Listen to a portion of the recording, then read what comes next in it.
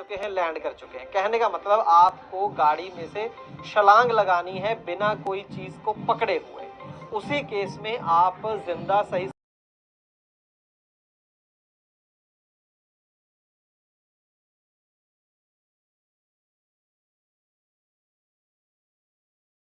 तो अगर क्रेन के अंदर अगर कोई भी वायर टच हो जाता है उस टाइम आपको क्या करना होगा, उस चीज़ को ध्यान से देखें आप।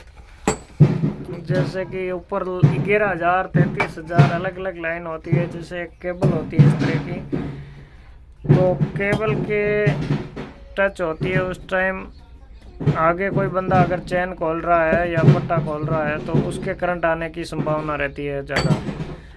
ड्राइवर के लिए इसलिए करंट नहीं आता है कि इसमें भी प्लास्टिक है, ये भी रबड़ के हैं, ये भी रबड़ के हैं।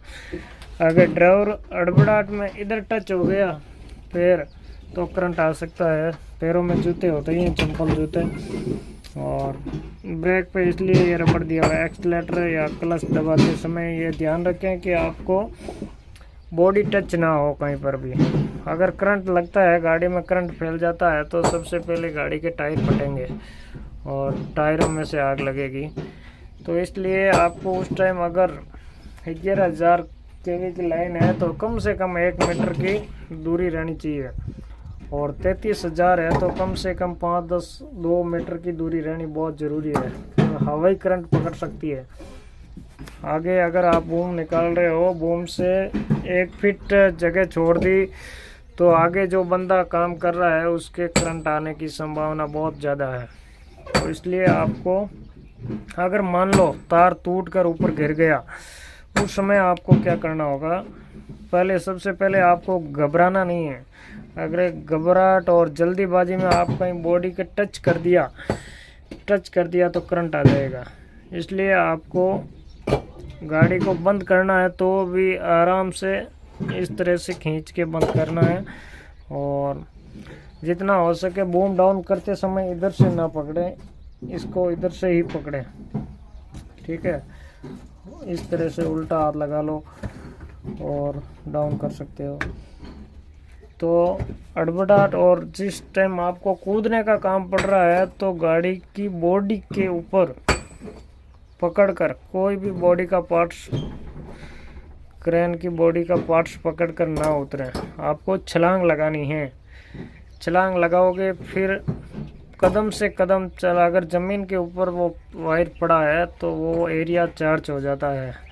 आप अगर कूद भी गए, थोड़ा साइड में भी चले गए तो भी आपको करंट लग सकता है, साइड में खड़े खड़े बंदे को।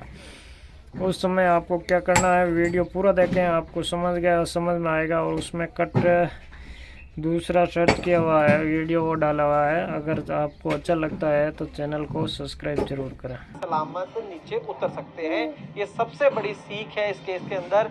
और अगर सुखदेव सिंह ऐसा करते तो शायद वो आज हमारे बीच में होते। और एक तीसरी बहुत अहम चीज, कई बार आप जब लैंड कर गए, जब आप उतर गए जमीन पर, उसके आपको लगा मैं बच गया, और जैसे ही आपने अगला कदम लिया तो दोबारा आपको करंट लग गया। ऐसा भी हो जाता है कि अगर बहुत बड़ी इलेक्ट्रिसिटी वायर्स गाड़ी के अंदर टच में है, या कह लीजिए उस जमीन के ऊपर टच में है, तो वो कुछ एरिया जो उसके गाड़ी के आसपास का एरिया चार्ज हो जाता है, उसमें भी करंट होता है।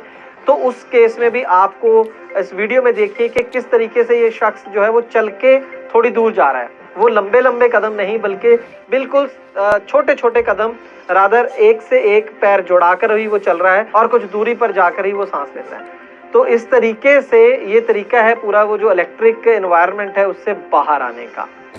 ये बहुत ज़रूरी है।